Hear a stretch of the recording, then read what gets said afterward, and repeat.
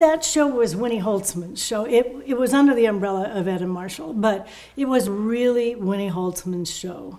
And she wrote it, the syntax of it, the feel of it was Winnie. I get asked to come in for an interview. They want to hire me, but they wanted me to come in for an interview. I was in the middle of shooting NYPD Blue. The script supervisor was the only other woman on the set at that time of NY. It changed, but at that time it was Susie and me, period. I was in my male energy mode. I'm kind of like this. And I go in for this meeting.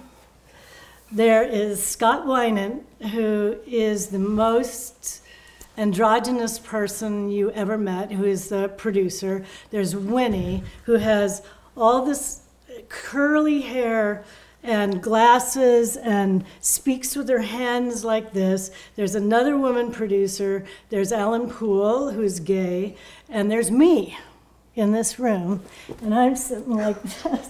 And I take a look at them. I'm sorry, I probably screwed that up. I take a look at them, and I think, okay, you need to sit back in the chair and get your female energy going.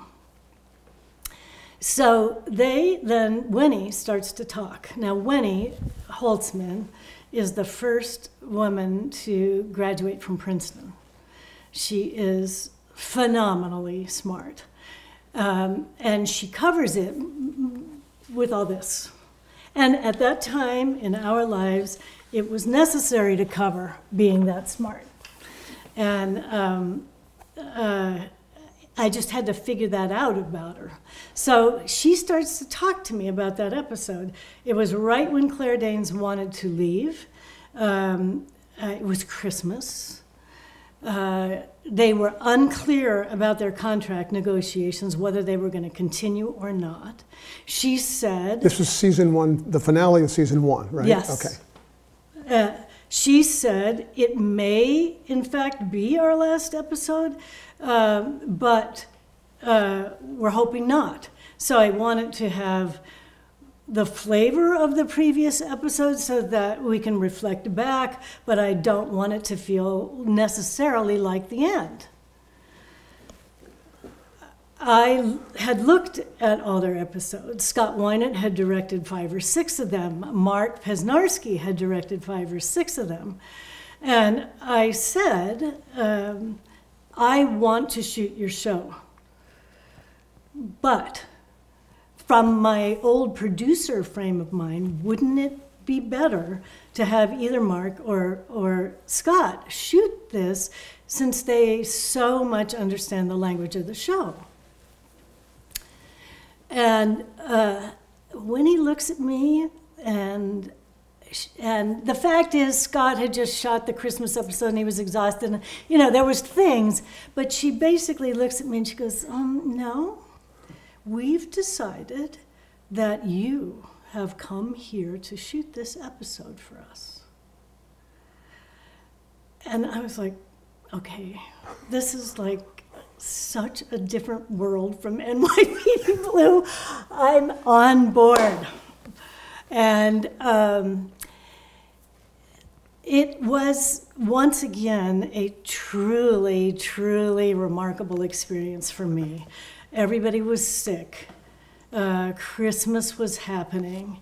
All the other kids were really insecure because they didn't, their futures were based on what Claire was going to do, and they were worried. I had one of my favorite ADs with me, a woman named Connie, and the script was late. So I'm freaking out because I didn't know whether the amazing rhythm and syntax of that movie was something that Winnie let the actors bring in because they were all kids. Was this something that evolved? Was it on the page? How was I going to get that? Because it was so palpable. I get the script finally. Winnie has written it, and everything was there. The pauses, the hesitations, the periods in weird places, the way the show sounded and felt was on the script. It was phenomenal to me, absolutely phenomenal. So I immediately understood what I had to do. And then I will just tell you one other story on myself, which is that they had read-throughs. And this, I think, was maybe one of the first times that I was exposed to read-throughs. All the kids came in. We're in the middle of the read-through. I'm watching all of them, as I'm wont to do. And somebody comes in and sits next to me. And I'm looking, and I turn to look at this person, and it's Jared Leto. And Jared Leto was the singularly most beautiful person you ever saw in your life. His skin was gorgeous white, and he had these eyelashes, and his profile was fabulous, and these Weimaraner blue eyes. And I found myself staring at him. And I am staring at him, and I'm staring at him, and I finally said, you have to stop this. You have to stop staring at him. He's not going to like this, clearly.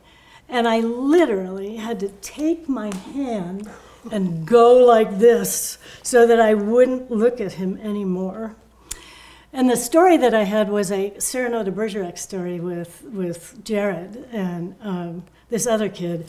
And I thought they were so brilliant that I really wanted to have a feature script that was a buddy movie for these two kids at that moment in time. I didn't have it, unfortunately, but I gotta say, that was one of the most extraordinary experiences I've ever had. It was great.